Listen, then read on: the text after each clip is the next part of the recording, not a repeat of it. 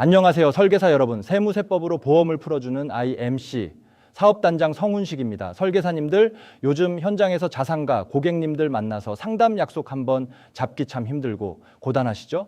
어렵게 자산가나 법인 대표님들을 마주 앉혀도 도대체 어떤 이야기로 대화를 시작해야 그분들의 굳게 닫힌 마음을 단숨에 열 수 있을지 막막할 때가 많으실 겁니다. 어려운 세법 조문을 들이미는 로봇 같은 강의가 아니라 고객이 듣자마자 무릎을 탁 치게 만드는 맛깔나는 스토리텔링이 필요합니다. 자산을 손재개까지 세금 없이 상속시킬 수 있는 전략을 자산가 분들에게 제안할 수 있는 종신보험 필살기 화법 지금 공개합니다. 오늘 준비한 이야기는 현장에서 자산가 아버님들을 만났을 때 눈빛을 반짝이게 만들 수 있는 아주 매력적인 3대 자산관리 플랜입니다. 재산이 많은 할아버지가 사랑스러운 손자를 위해 종신보험이나 통합상해보험 같은 보장성보험을 선물하고 싶어 하십니다. 어떻게 하면 할아버지가 상속세나 증여세를 최소화하면서 손자에게 완벽한 인생 보장 자산을 합법적으로 만들어줄 수 있을까요? 오늘 대본을 통해 3대에 걸친 이 기막힌 절세 전략의 비밀을 씬별로 하나씩 파헤쳐 보겠습니다.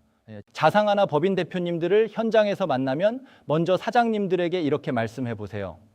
대표님께서 피땀 흘려 일군 자산을 눈에 넣어도 아프지 않을 손자에게 세금 한 푼 축내지 않고 온전히 물려주면서 동시에 대표님이 세상에 없더라도 손자가 평생 할아버지를 기억하며 고마워할 강력한 인생 선물을 주는 합법적인 방법이 있습니다.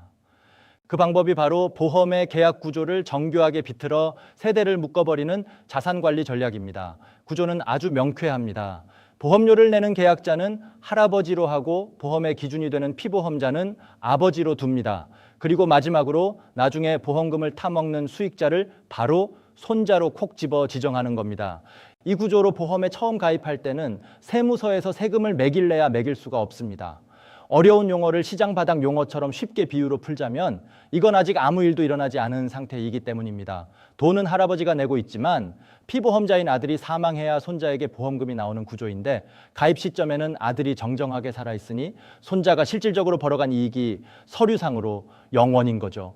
법적으로도 보험사고가 터지거나 만기가 되기 전까지는 증여세 과세 문제가 전혀 발생하지 않는 나라에서 대놓고 열어둔 합법적인 터널인 셈입니다.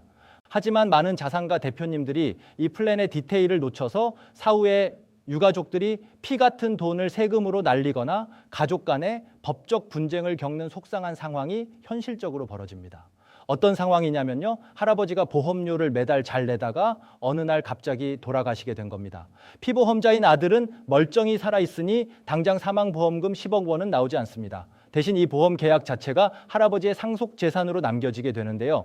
이때 아들의 형제들이나 다른 공동상속인들이 이 보험도 할아버지가 남긴 재산이니 당장 해약해서 공평하게 쪼개 갖자라고 싸움이 붙을 수 있습니다. 만약 가족 간에 합의가 안 돼서 보험이 공중분해되거나 강제로 해약되면 할아버지가 손자를 위해 준비한 든든한 우산이 한순간에 날아가 버리는 진짜 안타까운 비극이 생깁니다. 게다가 계약자를 변경할 때 세무서에서 상속세를 매기려고 계산대를 두드립니다. 세법에도 명확하게 나와 있거든요. 계약자가 사망하여 그 지위를 손자가 승계할 때는 비록 보험금은 안 나왔지만 그동안 할아버지가 낸 돈의 가치를 평가해서 상속세를 내야 합니다.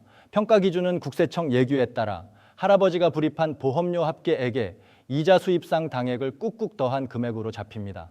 이때 조부모가 부모를 건너뛰고 손자에게 직접 재산을 넘겨준 꼴이 되기 때문에 세법상 세대 생략 가산액이라는 무서운 규정이 적용되어 산출된 상속세의 30%가 대놓고 할증되어 가산됩니다. 이 타이밍에 자녀가 상속세 재원을 미리 준비해두지 못했다면 세금 압박 때문에 보험을 울며 겨자 먹기로 해약해야 하는 정말 속상한 일이 벌어지게 되는 것입니다. 그래서 대표님, 이러한 세금 덕과 가족 간의 유산 분쟁을 완벽하게 방어하고 손자에게 합법적인 비상금 통장을 온전히 넘겨주려면 지금 당장 정교한 3대 상속 유언장 법적 장치와 상속세 연대 납세라는 영리한 전략을 활용하셔야 합니다. 라고 능청스럽게 넘어가며 제안하셔야 합니다. 첫 번째 꿀팁은 할아버지가 보험에 가입하실 때 유언장에다가 딱 한 줄을 미리 적어 공증을 받아두는 겁니다.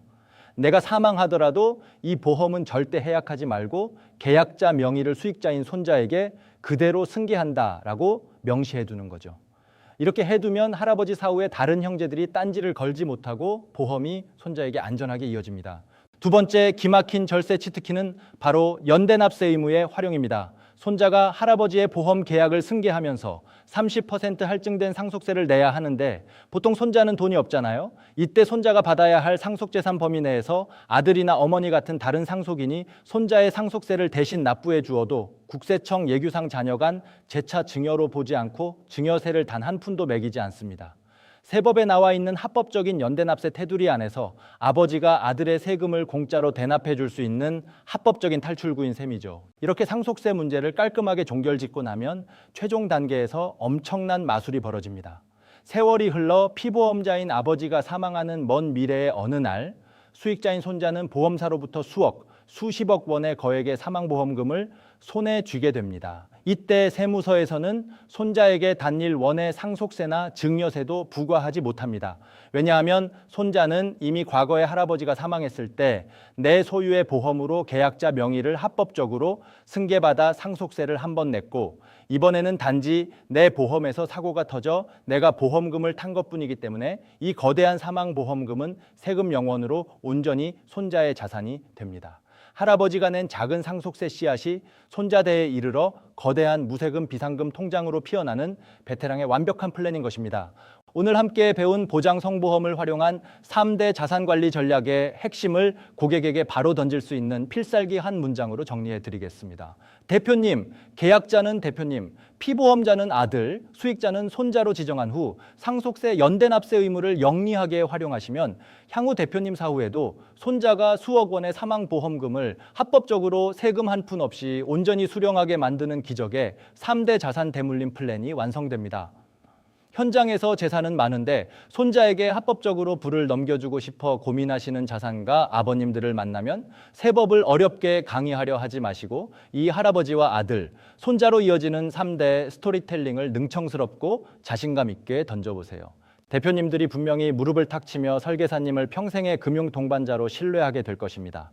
비록 상담 약속 잡기 힘든 어려운 영업 환경이지만 정확한 세무 지식을 시장 바닥 용어처럼 맛깔나는 스토리로 무장하신 설계사님들이라면 그 어떤 고액 자산가 고객이든 당당하게 사로잡으실 수 있습니다. 늘 현장에서 땀 흘리시는 설계사 여러분을 진심으로 응원합니다. 세무세법을 통해 보험을 배우고 싶으신 분들, IMC 사업단에서 보험 영업의 기초부터 탄탄하게 배우고 싶으신 설계사님들은 아래 본문 채널로 연락 주세요.